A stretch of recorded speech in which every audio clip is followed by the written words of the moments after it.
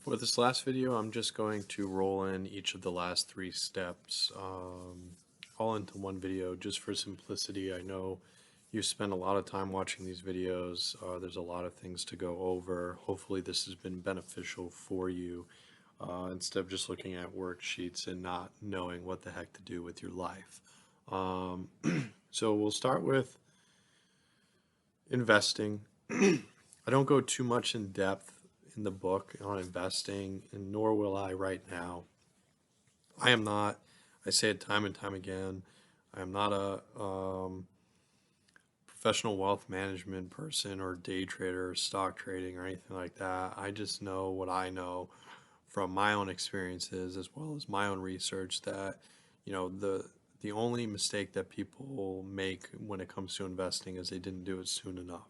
So at this point, you should have already had a lot of these things set up, but if you absolutely don't, you need to do it now.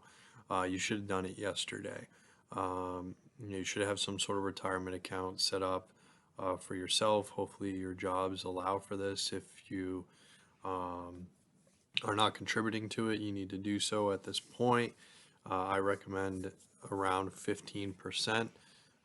If you're behind, again, this is why you talk to a professional. You might need to contribute more than 15%. But certainly, if either one of your companies have a match, a company match, you need to at least maximize that match because it's free money. It's an absolute no-brainer. But we'll just say that, you know, say you're in a pretty good spot and you want to do 15% out of your 401k, and you're going to do the same for your spouse. Keep in mind that when you do this, your take home money does go down, but that is not as big of a deal because you have less money or you have less money that you need to worry about because you don't owe anyone any money. So even though you might be taking home less, you're actually earning more long term. So those are a couple things to kind of think about. You might also, if you don't have one, you might want to look into setting up an IRA, or a Roth IRA. Again, those are things that you can talk to somebody to help you out with that. My wife and I have my own investment portfolio that I work with.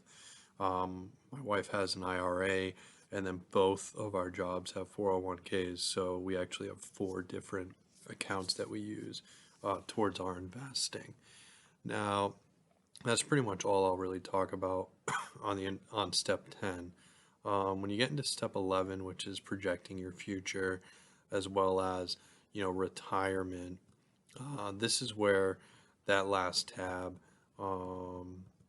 really can help out if you like to play with things, if you like to look at projections. This is maybe some extra bonus material that you don't have to worry about, but if you like to know how much you are on track. So just going off of our last example, John and Sarah now can almost live 2 years on their own budget, and that's really nice to know that right now they have a 2-year cushion to be able to live on their current budget if they suddenly stopped bringing in income altogether.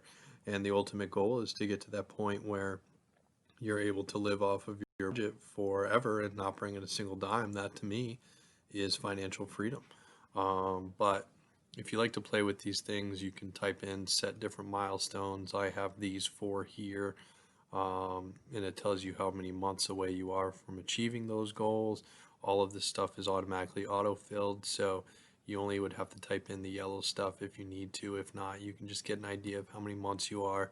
This all ties into the life track, which is why it's important to keep this updated. How close you are to financial freedom. Or you can look at what you need saved by certain ages. How much more you have to go to get there and how long it'll take. Or how many years you end up wanting to retire. It'll tell you how close you are to getting there, with and without medical expenses if you wanted to tie those in as well. So you could type in this box here if you wanted to, how much expected medical expenses you think you're going to have during retirement. I use $250,000 as a rough average. Could be a lot more, could be a lot less, depending on your health and your circumstances, and also how long you're retired. So this again just kind of helps you with your projections. Shows you how close you are to retirement. Only you are going to decide how long you want to retire, how long you're able to retire, and these numbers will help show you how to get there. So, in closing, last couple things, just remember your steps. I have them all listed out right here. It all starts back at the beginning, starting with your why. This is a long process. This takes time. This is not easy. I say that over and over and over again. This is not a get rich quick scheme. Um, in the end, I don't think, even though people would love the idea of doing that, most of those are always a scam. If you find ways that can make this more effective, please share them. We want to share and get the word out and help others get better at what we're doing and get better at what they're doing. But in times of difficulty, always go back to your why. Your goals are going to change over time, but it starts with setting those goals and hitting those first goals. You've projected your income, you've tracked your expenses, you're used to setting a budget, you've already started saving, you crushed all of your debt, which at this point, that can turn green. You've built up your buffer, and now it's just about hammering your goals, reconciling month after month, you know, enjoying your money.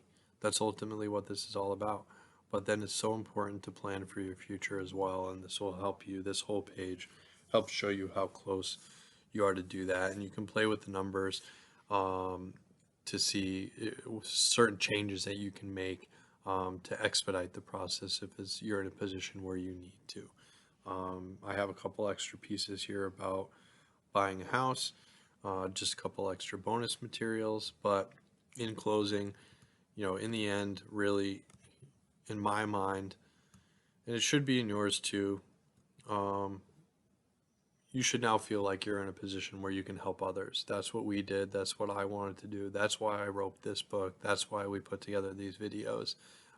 You want to be comfortable being able to help others and pay it forward to as many people as they can to enjoy reaching their financial goals as well. You can always reach out to Ashley and I at enjoyyourmoney at gmail.com. We'd love to hear feedback, love to hear what works for you, what doesn't work for you. And again, some things that you may have found throughout your journey that are a lot more effective. We can always put tweaks into this. As I said, this is a working document. This is a living document. This is a dynamic process. So I don't claim to have the best way. I just have a way that has worked for us, and hopefully it'll work for you. And we're all in this together.